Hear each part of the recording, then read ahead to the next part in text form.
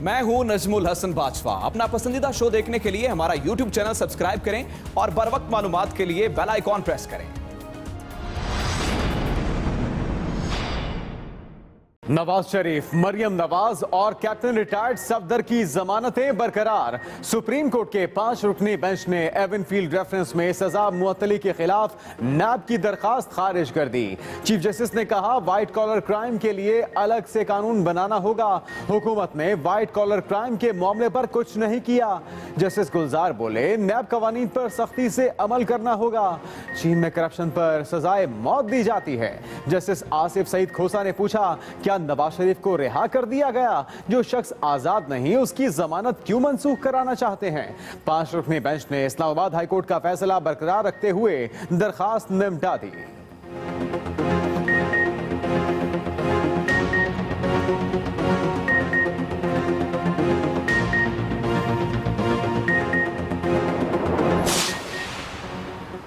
नवाज शरीफ के खिलाफ नैब की अपील की समाअत के दौरान नैब वकील के दलाइल पर जस्टिस आसिफ सईद ने कहा आपकी बात सुनकर शेक्सपियर का मर्चेंट ऑफ वेनिस याद आ गया। मजीद कहा शेक्सपियर का नाम लिया है, अब फिर कहा जाएगा नॉवल का हवाला देते हैं।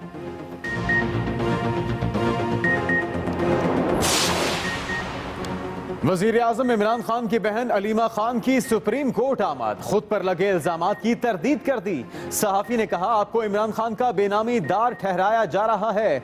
अलीमा खान बोली मेरी सारी जायदाद मेहनत की कमाई की है, वालिदैन से भी जायदाद का हिस्सा मिला।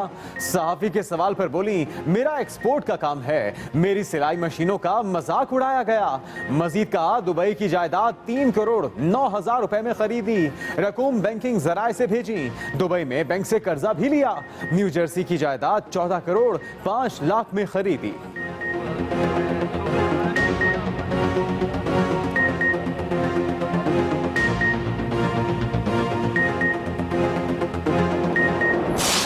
जो लोग एफबीआर में पेश नहीं हुए उनकी जायदादें जब्त कर लें। चीफ जस्टिस का हुक्म। गैर मुल्की असासाजात और बैंक अकाउंट्स केस की समाअत के दौरान चीफ जस्टिस ने कहा एफबीआर की रिकवरियों की रफ्तार बहुत कम है। जस्टिस एजाजुल एहसन के पूछने पर एफबीआर हुकाम ने बताया कि अब तक 270 मिलियन से जायद की रिकवरियां हो चुकी हैं। 1 अरब से जायद की रिकवरियां मजीद होंगी। एफबीआर हुकाम के मुताबिक एमनेस्टी स्कीम से 116 अफराद ने फायदा उठाया। अलीमा खान उनमें शामिल नहीं।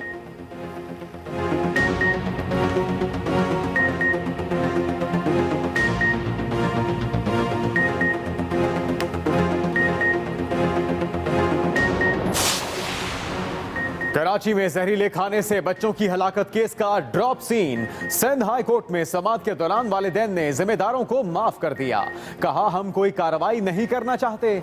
वकील ने बताया फरीकैन में समझौता हो गया। सिंध हाई कोर्ट का समझौते की नकूल ट्रायल कोर्ट में पेश करने का हुक्म।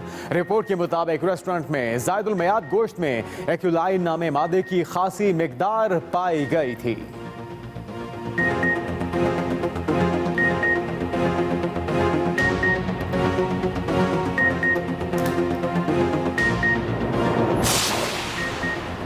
चीफ जस्टिस ने हुकूमत से आईपीपीस मुआहदों बारे तफसीली रिपोर्ट मांग ली। सुप्रीम कोर्ट में आईपीपीस केस की समाअत दौरान वजीर तवानाई उमर अयूब पेश हुए।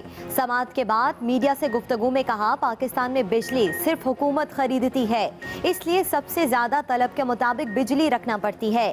60% अदायगी तवानाई और 40% कैपेसिटी चार्जेस होते हैं। नई एनर्जी पॉलिसी 2 माह में पेश कर देंगे।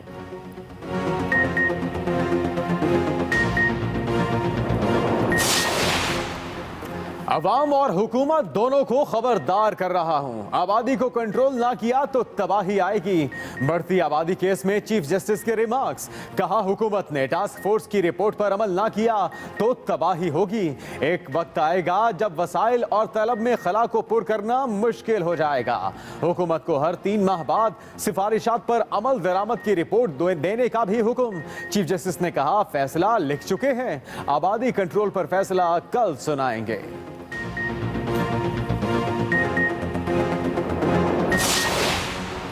हुकूमत की पानी मुआहदा पर ना तो काम करने की नीयत है और ना ही काबिलियत। लॉ कमीशन ने मेहनत से प्लान बना कर दिया लेकिन अमल दरामद नहीं हो रहा।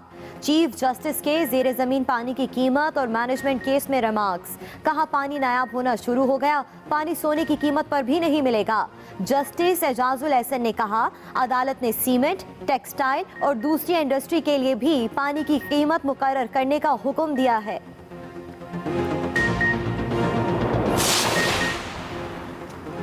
सुप्रीम कोर्ट में जहनी माजूर कैदी खिजर हयात की दरखास्त की समाअत। 2 रुकनी बेंच ने सजाए मौत पर अमल दरामद रोक दिया।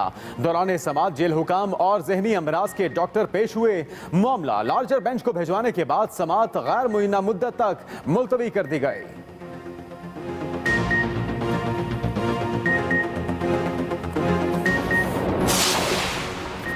कारगिल जंग भारतीय इंटेलिजेंस इदारों की बहुत बड़ी नाकामी थी।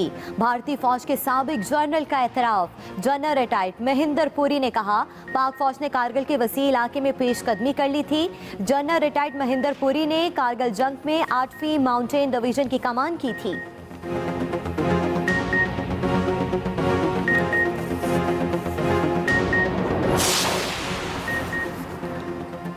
भारत ने सिफारती आदाब की धज्जियां उड़ा दी। पाकिस्तानी सिफारतकार को गिरफ्तार कर लिया, जबरदस्ती हब्से बेजा में रखा गया। मामला फौरी तौर पर नई दिल्ली से उठाया गया।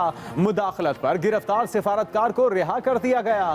कई घंटे बाद रिहाई अमल में आई। सिफारती एहलकार से एक दस्तावेज पर जबरदस्ती दस्तखत कराए गए। पाकिस्तान की जानिब से वियना कन्वेंशन की खिलाफ वर्जी पर शदीद एहतजाज।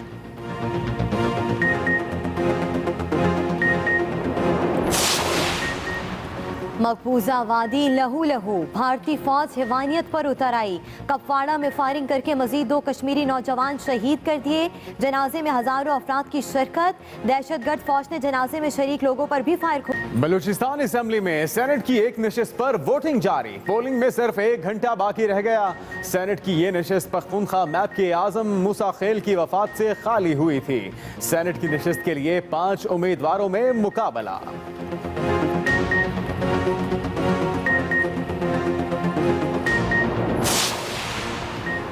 सिंध हाई कोर्ट में स्कूल फीसिस केस की समाअत के दौरान 3 रुकनी बेंच की तरफ से कहा गया कि सुप्रीम कोर्ट ने सिंध हाई कोर्ट फैसले पर हुक्म इम्तनाई नहीं दिया। जस्टिस अकील अब्बासी ने कहा कि हमने जो हुक्म दिया था बस उस पर अमल दरामद करें, हमने अभी तक आपको मुश्किल में नहीं डाला। केस की मजीद समाअत 28 जनवरी तक मुलतवी कर दी गई। कौमी असेंबली का गर्मा गर्म इजलास कुछ देर में शुरू होगा। मुस्लिम लीग नून और पीपल्स पार्टी समेत ऑपोजिशन जमातों ने एहतजाज की हिकमत अमली तैयार कर ली। पीपल्स पार्टी आसिफ अली जरदारी, बिलावल भुट्टो जरदारी और वजीर आला सिंध सैयद मुराद अली शाह समेत दीगर नाम ECL में डालने पर एहतजाज और बायकॉट करेगी। ऑपोजिशन लीडर शहबाज शरीफ के प्रोडक्शन ऑर्डर जारी, सादर फीक के जारी न हो सके।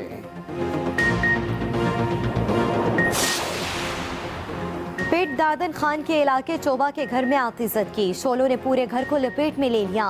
80 साला खातून झुलस कर जान बहक, बच्चा शदीद जख्मी। कई जानवर भी बेरहम शोलों की नजर हो गए। पुलिस ने खातून के 3 रिश्तेदारों को पूछगछ के लिए तहवील में ले लिया।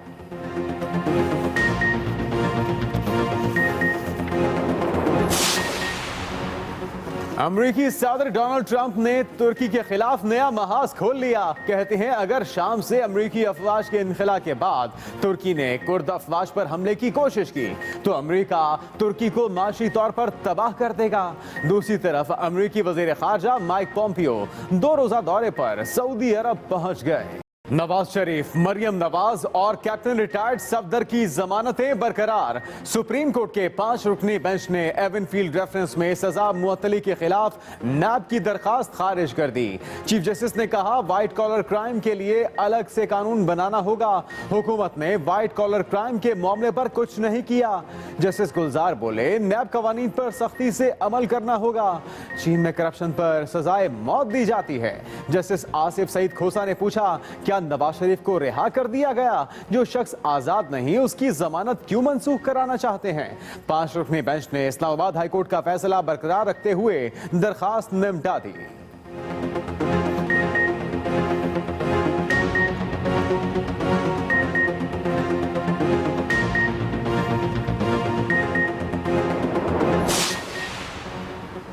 नवाज शरीफ के खिलाफ नैब की अपील की समाअत के दौरान नैब वकील के दलाइल पर जस्टिस आसिफ सईद ने कहा, आपकी बात सुनकर शेक्सपियर का मर्चेंट ऑफ वेनिस याद आ गया। मजीद कहा, शेक्सपियर का नाम लिया है, अब फिर कहा जाएगा नॉवल का हवाला देते हैं।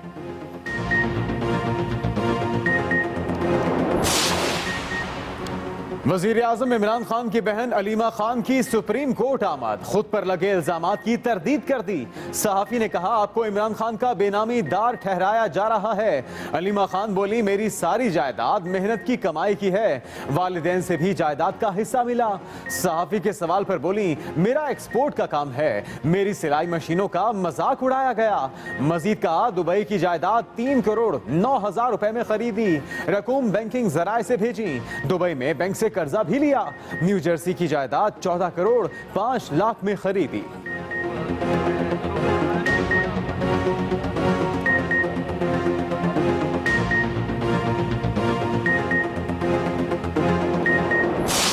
जो लोग एफबीआर में पेश नहीं हुए उनकी जायदादें जब्त कर लें। चीफ जस्टिस का हुक्म। गैर मुल्की असासाजात और बैंक अकाउंट्स केस की समाअत के दौरान चीफ जस्टिस ने कहा, एफबीआर की रिकवरियों की रफ्तार बहुत कम है। जस्टिस एजाजुल एहसन के पूछने पर एफबीआर हुकाम ने बताया कि अब तक 270 मिलियन से जायद की रिकवरियां हो चुकी हैं। 1 अरब से जायद की रिकवरियां मजीद होंगी। एफबीआर हुकाम के मुताबिक एमनेस्टी स्कीम से 116 अफराद ने फायदा उठाया। अलीमा खान उनमें शामिल नहीं।